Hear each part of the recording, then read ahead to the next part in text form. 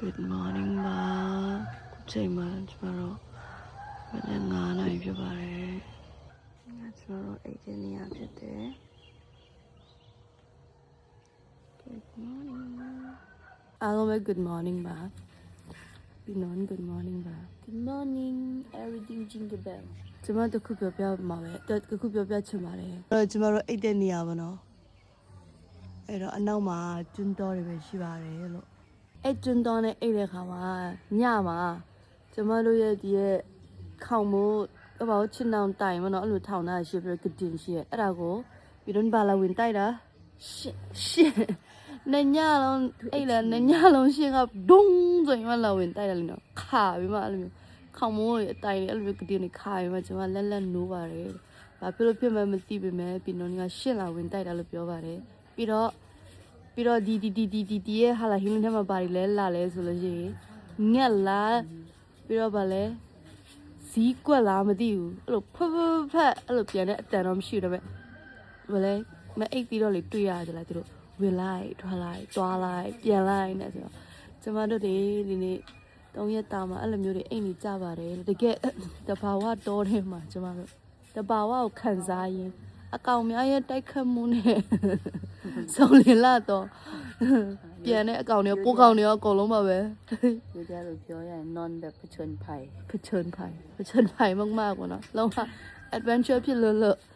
ကျမတို့လည်း confuse ဖြစ်ချင်လာတယ်ဘယ်နှမရောက်နေလဲဆိုတာအားလုံးပဲမင်္ဂလာပါဒီနေ့တော့ကျမတို့ worship night လုပ်လာဖြစ်ပါတယ် worship night လုပ်တဲ့အချိန်မှာမချင်မှတ်ပဲနဲ့ကျမတို့ရဲ့ဝင်းကမိုးရွာသွားပါတယ်အဲ့အတွက်မိုးကတဲမြင့်ပြီးမှအတူတူကျမတို့အဲ့ရာနေရအခုတော့ကြည့်ပါမယ်ပြပါမယ်ဘယ်လိုဖြစ်သွားလဲဆိုတာမိုးရွာလို့ကျမတို့ရဲ့အနေထားလေးပဲဖြစ်ပါတယ်မိုးကတဲတွေလွင့်ပြီးမှသူတို့လေးလဲဟိုမှာမဟုတ်ကြီးပေါ်စားဖို့အရေးခိုတန်းစီနေရပါတယ်ဟိုနေရမလောက်လို့ဒီလိုမျိုးတလက်ပလေးကပြီးအိတ်တာဖြစ်တယ်ပေါ့နော်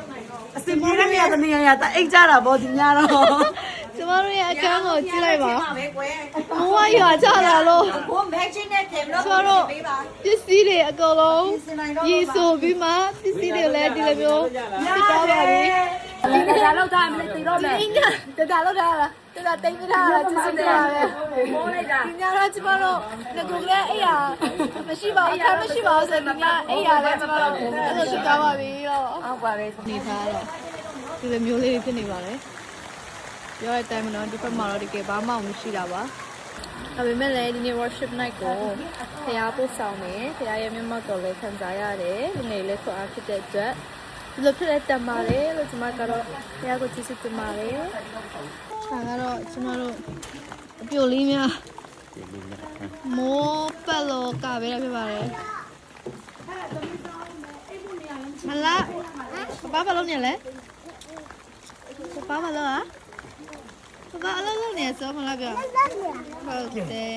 ကြုံတွေ့ရတဲ့နောက်ထပ်အခက်အခဲတစ်ခုဖြစ်ပါတယ်ဒါပေမဲ့မျောလင့်ချင်းရှိပါတယ်ကျွန်တော်တို့အနေထားအဲ့လိုဖြစ်နေပါတယ်ကျွန်တော်တို့တွေလေးရက်လုံးလုံးအိမ်လာတော့ကနေပူပါတယ်ပူပါတယ်တော့ဒီနေ့တော့မိုးရွာတဲ့ခါမှာကျွန်တော်ဒုက္ခတဲ့စခန်းရောက်သွားတယ်လို့မျိုးခံစားရပါတယ်ဒီဟာကြီးပြောက်ပြီးမှအိတ်ဆရာနေရမရှိဒီနေ့မပြမနေပါဘူးဆမ်စားတယ်အဲ့လေအချင်းဒီလိုကပြီးလုံနေတဲ့အချိန်မှာမီးပြတ်သွားပါလေကျမတို့ဝင်းအားလုံးမီးပြတ်သွားပါပြီကျမတို့ဝင်းတဝင်း